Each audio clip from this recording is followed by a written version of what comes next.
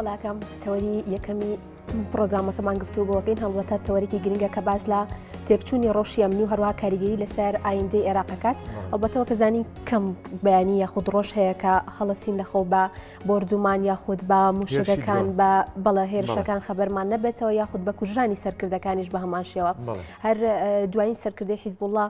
کە لە عێراق لەلایەن ئەمریکاوە ینی دوایی سەرکردە بکەکرا ئامانج و کوژرا بێگومان ئەمە ڕەوشەکەی زیاتر نالەبار کردووە ئەمانوێ قسە و گفتوگۆ لەسەر ئەم بابەتە بکەین زانین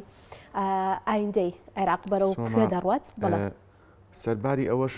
ناکۆچەکانی وڵاتانی ئەقلیمی بەتایبەت لە نێواز لێزەکان لە ناو گۆڕەپانی عێراق ناکۆچەکانیان تا ئێستا بەردەوام و لە ناو گۆڕەپانی عێراق درێژیان بۆ ناکۆچیانەیەوە کە ئەمەش کاریگەری لەسەر ڕۆژی ئەمنی عێراق بەدڵنیایی دروست کردووە بێگومان بەڵاکەم گفتوگوی ئەم بابەتە ئەکەین بە میواداری زۆر بەڕێز دکتۆر ئەمیر نامیق چاودێری سیاسی کە بەڕێزیان ڕاستەخۆ لە ستۆدیۆی هەولێرەوە لەگەڵمان بن و زانیاریمان پێدەن دکتۆر سڵاو لەبەت بەیانیت باش دکتۆر بەیانیت باش بەیانی باش سوپاس سڵاو لە ئێوەی عەزیز زۆر سپاس دکتۆر ئەگەر سەرەتا لەوە دەست پێکەین ئاماژەمان پێدا تا دێت دۆخی ئەمنی هەرێمی کوردستان و بەتایبەتیش عێراق بەرەو خراپتر بوون ئەچێت ئەتوانین بڵێن کە ئەم هێرشانە یاخود ئەم ناکۆکیانە چی لە ئایندەی عێراقەکات یاخود ڕۆژی عێراق بەرەو کوێ بات بەڵێ خۆی بەتایب لە ڕۆژهەڵاتی ناوەڕاست و لە کشوەری ئاسیا جەنگێکی جیهانی ڕانەگەێنرا و دەستی پێکردووە ماوەی زیاتر لە ساڵێکە بەڵام کۆمەڵێک گروپ و میلیشیا و دەوڵەت و چکە بە وەکالەت ئەم ئیشانەکەن لە زیاتی ئەم وڵاتانە ئەم شەڕانەکەن بەڵام لە 2000دا خەریکە پەل لە کێشەی و ڕاستەخۆ و دەوڵەتانە خۆیان ئەو جۆرە شەڕانە دەکەن ئەو جۆرە کێشیان دروست دەکەن ئێستا ئەوەتە لە عێراق لە سووریا لە لیبیا لە یەمەن تان لە ئەفغانستان و پاکستان و لە ئۆکرانیا لە فەڵەستین هەندێک جار لە سەئاستی دەوڵەتە هەندێک جار لە سەئاستی دەوڵەت تۆچکەیە دەوڵەتی بچووکی گوێڕایال بەرامبەر بە دەوڵەتێکی تر و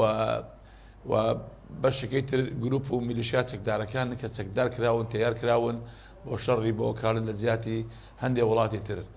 ئەوەی جێگەی نیگەرانی و ناخۆشیە بۆ ئێمە کە ئێمەش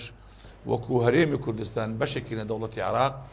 خەریکە دەوڵەتی عێراق وڵاتی عێراق خاچی عێراق دەبێتە گۆڕەپانی تەصفیە حیساباتی ململانی نێوان زلهێزەکان و وڵاتان بەگشتی و وڵاتانی ئیقلیمی لێرە و لەوێ قەسف بۆردوبان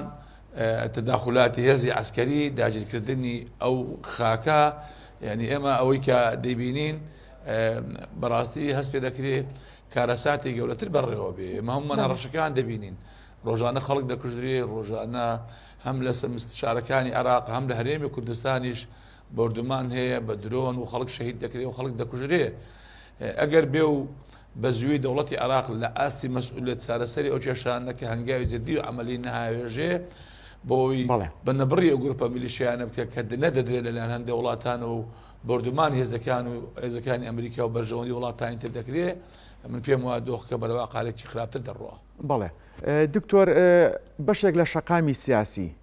با بڵین بەشێک لە لایەنە سیاسەکان بەردەوام فشارە خەنە سەر هاوپەیمانان بە دیاریکراوی هێزەکانی ئەمریکا کە لە عێراق بکشێنەوە ئایا پرۆسەی کشانەوەی ئەمریکا لە عێراق کۆتایی بە کێشە و ململانەکان هێنێت؟ نەخێر ئەمە تەنها فشارێکە لەسەر هێزەکانی ئەمریکا دەکرێت یعنی من پێم وایە ئەمریکا کۆمەڵێک با بڵێن قوربانی دایە و مەسروفێکی زۆری کردو و باجێکی زۆری داوە لە ڕۆژهەڵاتی ناوەڕاست ئەو پێگەی خۆی بۆ شێوە قایم کردووە ڕەنگە ئاسان نەبی بکشێتەوە و حتا گەر ئەمریکاوە لە گریمان لە ڕووی چەند گروپ و هێزێک و بنکە و بارگایەک واکشایەوە بەڵام ئاسمانی عێراق و ڕۆژهەڵاتی ناوەڕاست من پێم وایە تا ئاستێکی زۆر واڵایە بۆ ئەمریکەکان خۆتەوە بەس گروپەکانی عێراق نییە ئەوتە خۆی ئەبینین لە ئوردن لە سووریا لە شوێنەکانی تر پەلاماری هێزەکانی ئەمریکا هاوپەیمانەکانی دەدرێت لەبەرەوەی من پێم وایە ئەوە تەنها بیانوەکە بۆی کە ئەو هێزانە بکشێنەوە پێم وایە ئەمریکاش بە ئاسانی ناکشێتەوە خۆیان بە مادە و بنودێکی قەرارێکی نێودەوڵەتی و نەتەوە یەکگرتوەکان و کۆنگرێسی ئەمریکا و پێنتاگۆن ئەوان هێزانە لەو ناوچیان لە ڕۆژهەڵاتی ناوەڕاستن من ضمنیها عێراقا لەبەرەوەی بە ئاسان نییە بکشێنەوە ئەگەر بشکێنەوە ئەم کێشانە پێم وانیەوە بە ئاسانی کۆتایی پێبێتن لەبەرەوەی ململانەکان بە تەنها لە نێوان عێراق و با بڵێن ئەو هێز و میلیشیا و گروپانەی عێراق و ئەمریکا نییە بەڵکو ململانەکان دەوڵەتی ترە ململانەی نێوان ئەمریکا هاوپەیمانەکانی لەگەڵ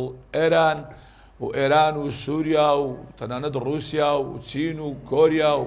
کۆمەڵی وڵاتی تریش بە هەمان شێوە بەرژەوەندەکانن لەو ناوچانە هەیە ئەوان بەشێکن ئەگەر بەم باشتریش نەبی بەڕاستە و خۆش دێ بە ناڕاستە و خۆ بەشێکن دەجار ناو ململانەکان لێزەوە تا ئێمە بینین شەڕی ئۆکرانیا بە وەکالەت شەڕی کۆمەڵک وڵات دەکاتن و دامی مادی و معنەوی و لۆجستی و سەربازی و تەکنۆلۆژیای سەربازی دەکرێت تا ئێستا لەگەڵ رووسیا و شەڕەتە ئێستا هەیە بینیمان حەماس لەگەڵ ئیسرائیل چی کردو بە لەحظاتێک چەند ساروخی لە ئیسرائیلدا و ئیسرائیل چکار ساتێکی بەس حەماس و فەڵەستیندا هێنا و تا ئێستا ژەو شەڕە بەردەوامە ئەوە تا ئێمە دەبینین لە سووریا تا ئێستا ئەم کێشەیە هەیە لە ئوردن بۆردومان دەکرێت لە یەمەن حوسەکان دەورە بینن ئەمانە بەڕێی من ئەم شەڕ لە یەک شوێنی لە کۆمەڵک شوێدا یعنی ئاگرەکە خەریکە وردە و دەپەل داهاوێژێ و دەگاتە ئاستی ئەوەی کە شەڕێکی نەدەوڵەتی دەست بکات دکتۆر ئەوەی لە عێراقی ژەگوزەرێ شەڕی بە وەکالەتە طبعاً ئەوەی کە لە عێراقیش دەگوزەرێ پێم وانێ دەوڵەتی عێراق بەڕسمی ئێعلانی کردبی ئەو هێزە چەکدارانەی ئەوان پەلاماری بنکە و بارگاکانی هێزەکانی ئەمریکا بدەن پێم وانە ئەمە عێراق خۆی بەڕسمی ئەم شتەی کردبێ بەڵام هەندێک گروپی لە یاسا دەرچووە ڕەنگە مەسەلەن تۆتە کاکە بردومانی غازی کۆرمۆر دەکرێت لە چەمچەماڵ بردومانی هەرێمی کوردستان دەکرێت لە شوێنەکانی تر لە هەولێر لە دۆگ لە شوێنەکانی تر دەکرێتن پێم وانە ئەمانە بەڕسمی دەوڵەتی عێراق بخۆگە دەوڵەتی عێراق بخۆ شەرم نەکەس ناکا و پەلاماردا و بەڕسمی ئەعلانی ئەم شەڕا کاتن لەبەر پێم وانە ئەمە بەتەنیا عێراق بێتن عفو یعنی ئەو میلیشیاکان بێت عێراق ڕەنگە بەشدار نەبێ پێی خۆش دێ بەڵام ئەوەی کە جێگەی نیگەرانی لە ئەمریکیەکان ئەم هێزانەی کە بەشێک لەو هێزانەی کە با بڵێن خراونتە ناو لیستی ڕەش و لیستی تیرۆر لە ئەمریکیەکان لەلایەن هێزەکانی عێراقەوە هێزێکی معتەبەر و لە چوارچێوەی منزومەی دیفاعی عێراقیدا ئەوانە پرچە کراون لەبەرەوەی ئەمە لە 2010 عێراقیشێکێتەوە پرشکەی بەر عێراقیشێکی ئەگەر ئەوان چارەسەری ئەو کێشەیە نەکەن باشە دکتۆر باسی لەوە کرد کە شەڕەکە بێتە شەڕێکی نێودەوڵەتی و پەلە هاوێشێت بۆ ناوچەکانی دەوروبەریش وەک ئاماژەشم پێکرد کە دوایین سەرکردەی حیزبوڵڵا لە عێراق لەلایەن هێزەکانی ئەمریکاوە کرایە ئامانج و کوژرا ئەمە دۆخەکەی زیاتر نالەبار کردووە و چەندین جاریش سەرۆک وەزیران سەرۆک کۆمار هەروەها سەرکردە باڵاکانی دیکە داوای ڕاگررتنی شەڕیان کردبوو ئەمە هیچ کاریگەری لەسەر ئەوە نابێت کە دۆخەکە بەرەو باشتر بڕوات یاخود شەڕ کۆتایی پێبێت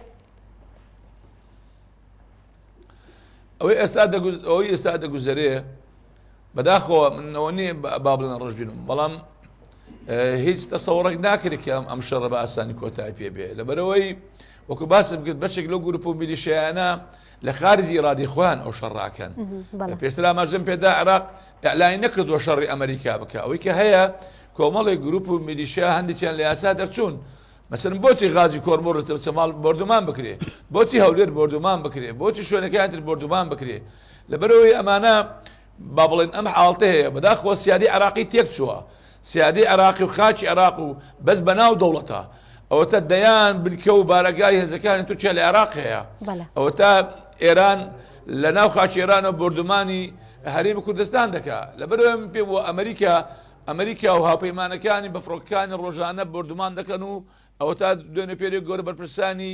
بەشێک لەو هێزە میلیشیانە دەکوژن لە حەشدی شعبی دەکوژن لەبەرەوە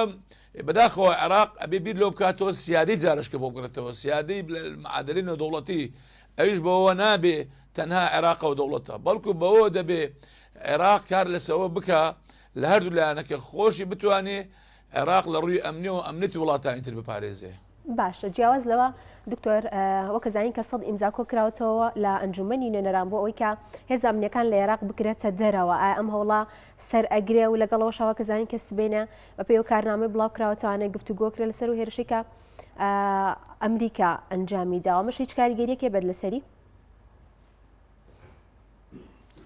طبعا ئەمانە هەمووی کاریگەری دەبێت گفتوگۆ تێر و تەسەلی لەسەر دەکرێت بەڵام پێم وان نییە ئەمریکا مبەڕی خۆی نەبێ و وەڵامی خۆی نەبێ ئەکید ئەوش وەڵامی هەیە مبەڕی هەیە دەڵێ ئەوتە کاکە من دەست پێشخەر کراوە من سەربازی ئەمریکی کوژراوە بریکە و بارگەکانمان بردومان دەکرێت ئەمیش مبەڕی خۆی هەیە سەبارەت بەو حەدەسێکە لەم ڕۆژانە ڕوویدا و پێم وایە لە مەعادلە و کۆمەڵگەی نەدەوڵەتیش ڕەنگی ئەوەندەی ئەمریکا و هاوپەیمانەکان و دۆستەکانی لەبار بێ ئەوەندە ئەرزی عێراق ئەوەندە لەبار نەبێ. بەڵێ دکتۆر ئەوەی ئێستا لە عێراق بە شێوەیەکی گشتی ڕۆیات بە تایبەتی ناکۆچەکان بۆ داهاتوو کاریگەری لەسەر هەرێمی کوردستان چۆنە بێ؟ چی بکرێت لە هەرێمی کوردستان؟ بەڵێ بەداخەوە ئەکید ئەمریکا لە عێراق دەگوزارێ خوانە خواستە هەر شەڕێکی گەورەتر لە ڕۆژهەڵاتی ناوەڕاست ڕوو بداتن. ئێستا وەکوتم عێراق خەریکە دەبێتە گۆڕەپانی تصفیه ململانی و حساباتی معادن نەدەوڵەتی و ئیقلیمی ئەگەر عێراق بێتە گۆڕەپان جەنگەکە ڕەنگە دۆخی هەرێمی کوردستان لە زۆر شوێنی خراپتر بێ لەبەرەوەی ئێمە بەداخەوە خەریکە لەنێو ئەم سەربەندیانە دابەش دەبین یەک ڕیزدین تەبانین یەکگرتوونین بنیەی با بڵێن ئابووریمان ژێرخانی ئابووریمان تا ئاستێکی زۆر خراپە خۆمان ناتوانین تەنانەت یەک موچەی با بڵێن فەرمانبەرانی خۆمان لە حکوومەتی هەرێمی کوردستان بدەین لەبەرەوەی ئەگەر دۆخی عێراق تێکچێ و عێراق نتوانێت با بڵێن نەود فرۆشێ و یان تووشی ئەزمێکی اقتصادی و شەڕ ببێ دۆخی ئێمە ڕەنگە خراپتر بێتن تاکەشت ئێمە کە دەتوانین دۆخمان باشتر بێ خۆمان پارێزین لەگەڵ شەپۆلەکان و جەمسەربەندی شەڕەکان هەوڵدین خۆمان پارێزین خۆمان یەک ریسکین تەبابین بیر لە بەرنامەیەکی با بڵێن بیر لە بەرنامەیەکی سیاسی ئابووری ئەمنی سەربازی خۆمان بکەینەوە خۆمان ئەکتماب بکەین سەر خۆمان خۆمە لە پێشودا پێش ڕوخانی دەوڵەتی عێراق خۆ نەوتمان نەدەفرۆشت لە عێراقش پارەمان بۆ نەدەهات تەنها گومرگەکانمان هەبوو داهاتی ناوخۆیمان هەبوو نانەوتیمان هەبوو وەکو ئێستاش زەڕایی بوو غەرامات و کامێرە و ئەو بدۆرە شتەش نەبوو وەکو ئێستا بەڵام هەموو مانگێک موچێ فەرمانبەران دەدرا ڕەنگە دە ڕۆژ 15 ڕۆژێک تاخیر ببووایە بەڵام موچێ فەرمانبەران بە شێوەیەکی ڕێک پێک دەدرا لەبەرەوە ڕەنگە نەتوانرا بێ لە ئاستی خزمەت گوزار بە پێویست بێ بەڵام ئەوەی کە پەیوەندی بە موچە بۆ ئەو کێشە گەورەیەمان نەبوو هەندێک دەواازەمان لە عێراق و لە مۆزەفەکانی عێراقیش باشتر بوو لەبەرەوەی بەڵام ئەگەر بێ و ئێمە فریای خۆمان نەکەوین یەک ڕیز دەبین تەبان نەبین بەرنامەمان بەرنامەیەکی دراسە بۆ کراومان نەبین لە خەڵکی ئەکادمی زانستی دراسە بۆ کراو ئەو واقعانەی ئەو ئەگەرانی کە دێنە پێش من پێم وایە هەرێمی کوردستان پڕشتی بەردەکەوە و زۆریش زەرەکەین. بەڵێ باشە دکتۆر کە زانین ململانی ئەم دوانە لەناو خاکی عێراق پەیوەستە بە هێرشی گروپە چەکدارەکان بۆ سەر ئەمریکا و وەڵامدانەوەی ئەمریکا بۆ ئەوان ئەتوانین بڵێن کە کێ ئەم دوو هێزە ئەتوانێت ڕابگرێت هیچ شوێنێک هەیە؟ ئەم دوو هێزە ئیرادە دەیتوانێ نێت ئەیتوانێ تا ململانەی نێودەوڵەتی و ئیقلیمی بەردەوام بێ ئەم گروپانەی کە بە وەکالەت هەندێک شەڕەیەکەن ناتوانێت بە ئاسانی ڕای بگرێ لەبەرەوەی ئەمە کۆمەڵگەی نێودەوڵەتی نێتەوە یەکگرتوەکان ئەنجومەنی ئاسایشی نێودەوڵەتی ئەمانە دەتوانن دابریشێت قەرارەکی قەتعی بدەن ئەو ململانە و کێشانە کۆتایی پێ بێ بەڵام ئێستا لە جەنگێکی ساردەوە خەریکە بەرەو شەڕی عەمەلی و با بڵێن مەیدانی و پراکتیکی و تەکنۆلۆژیای سەربازی و عسکەری وا خەریکە دەست پێ دەکات لەبەرەوەی ئاگرەکە وردە تەشەدە دەکاتن من پێم وایە ئەگەر بیر لەوە نەکرێتەوە ئاگرە بکوژێتەوە ئاگرەکە گەورە دەبێ و پرشتیشی زۆر وڵات دەگرێتەوە. باشە لەمانە ئەتوانین بڵێن کە سەرکەوتوو ئەبێت عێراق یاخود ئەمریکاوە کە زانین کە ئەمریکا هێزێکی سەربازی زۆر باشی هەیە چەق و تەقەمەنی و هەروەها فڕۆکەی زۆر باشی هەیە.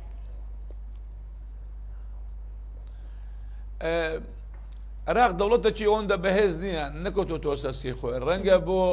بۆ ناخۆی خۆمان هێزەکانی لە ئاستێک دابی بتوانانی هێزێکی تر مەسەبێکی تر نەتەوەیەکی تر با بڵێن شەڕی لەگەڵ بکە بەڵامبەر بە ئەمریکا و هاوپەیمانەکانی خۆ ئەمریکا بەتەنیانی ئەمریکا بریتانیا و با بڵێن ناتۆ و کۆمەڵێک هێزی گەوری سەربازی لەگەڵدا بەراورد ناکرێت هیچ شێوەیەک بەراورد ناکرێت عێراقی سەردەمی سەدام بۆ هەموو چەکر و تەکنۆلۆژیایە نەیتوانی بەرگە بگرێ ئەفغانستان وڵاتانی تر لیبیا لەبەر عێراق بە هیچ شێوەیەک مقارن ناکرێت بە ئەمریکا بتوانانی بەرگی عێراق بگرێ بەن پێم وانە عێراق بچێتە ناو شەڕێک لەگەڵ ئەمریکا کوی عێراق پێی خۆش دیە و پێم وایە حکومەتی عێراقیش دەوڵەتی عێراقیش پێی خۆشی و ئاڵتانی کە ڕووداتن بەڵام پێم وایە لە خارجی ئیرادە و توانەکانی دەوڵەتی عێراقا. بەڵێ زۆر سپاس بۆ زۆر بەڕێز دکتۆر ئەمیر نامیق چاودێری سیازی سپاس بۆی کام بەیانە لەگەڵمانە بووی دوا کۆمەڵێک زانیاری زۆرت بدەین. سپاس بۆ ئامادەبوونێت.